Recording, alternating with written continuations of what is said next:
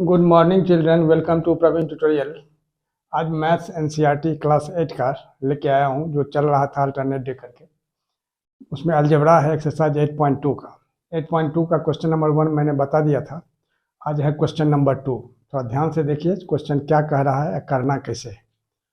तो क्वेश्चन है, जो find the areas of rectangles with following pairs of monomials as their length and breadth respectively. ये जो monomials दिए हुए हैं, मोनोमियल्स में पहला जो है सो लेंथ है, दूसरा ब्रेथ है, उसी का एरिया निकालना है। आप जानते ही हैं कि एरिया ऑफ रेक्टेंगल क्या होता है, लेंथ इंटू ब्रेथ। अब देखिए, जैसे फर्स्ट में है, फर्स्ट क्वेश्चन है पी क्यू सॉल्यूशन में, तो सबसे पहले इसमें लिखना होगा length is equal to P. तो पी और लेंथ जो होता है मीटर सेंटीमीटर कुछ होता है, यहाँ मीटर सेंटीमीटर कुछ नहीं दिया हुआ है, इसमें आप यूनिट्स लिख सकते हैं, कोई दिक्कत नहीं है। अब ब्रेथ इज इक्वल टू क्या होगा, क्यू यूनिट्स। ठीक है, अब निकालना है क्या चीज़, एरिया। ये ब्रेथ हो गया, BREADTH।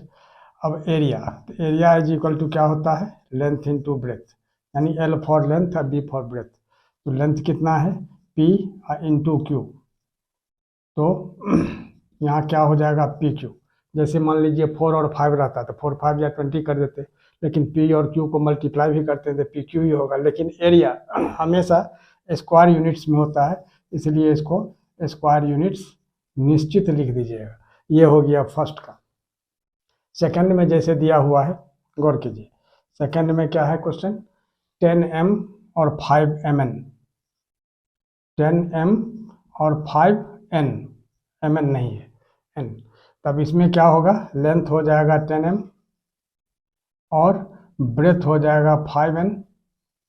तो एरिया क्या हो जाएगा, लेंथ इंटू ब्रेथ, यानी 10m इंटू 5n, यानी 10 5 जा 50 mn, और स्क्वायर यूनिट्स लिखना नहीं भूलना है। ठीक है, ये हो गया स्क्वायर यूनिट्स, यही इसका आंसर हो गया। इसका आंसर ये हो जाएगा और इसका आंसर ये हो जाएगा। ठीक है, यहाँ भी 10m यूनिट्स लिख दीजिएगा एकदम निश्चित रूप से, यूनिट्स है ना, यहाँ भी यूनिट्स, 5n यूनिट्स एकदम जरूरी है। अब देखिए अब है क्वेश्चन नंबर 3। क्वेश्चन नंबर 3 में क्या है, जो 20x² और 5y²। अब गौर कीजिए, इसमें भी लिखना होगा जो length is equal to 20x² units,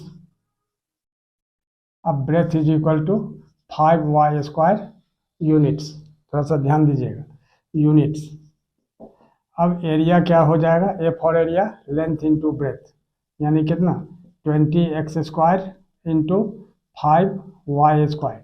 सबसे पहले क्या किया जाता है, कांस्टेंट क्वांटिटी को मल्टीप्लाई किया जाता है, जैसे 20 इंटू 5, और इसके बाद जो वेरिएबल क्वांटिटी है x² इंटू y² लिख देना है। तो 25 जा कितना होगा, 100, और यहाँ x² y², और यही स्क्वायर यूनिट्स इसका क्या हो जाएगा, आंसर हो जाएगा। ठीक है, आगे देखिए नंबर 4। नंबर 4 में दिया हुआ है क्या चीज़, 4x और 3x²। तो L हो जाएगा कितना, 4x यूनिट्स, और B हो जाएगा कितना, 3x² यूनिट्स। क्या होगा, 3x² यूनिट्स। तो फिर इसका एरिया निकालना है, तो क्या होगा, लेंथ इंटू ब्रेथ, यानी कितना होगा, 4x इंटू 3x²। तो पहले क्या किया जाता है, जो नंबर को मल्टीप्लाई किया जाता है, तो 4 3 जा 12 हो जाएगा, और इसके बाद x इंटू x², यानी कितना होगा, 4 3 जा 12, और x को x² से मल्टीप्लाई करेंगे तो क्या होगा, पावर ऐड हो जाएगा, 2 + 1 कितना हो जाएगा, 3, यानी x to the power 3 square units, और यही इसका आंसर हो जाएगा। ठीक है, आगे देखिए नंबर 5। नंबर 5 में दिया हुआ है जो 3mn और क्या है 4np। इसमें भी क्या होगा, L is equal to 3mn units, और B is equal to 4np units.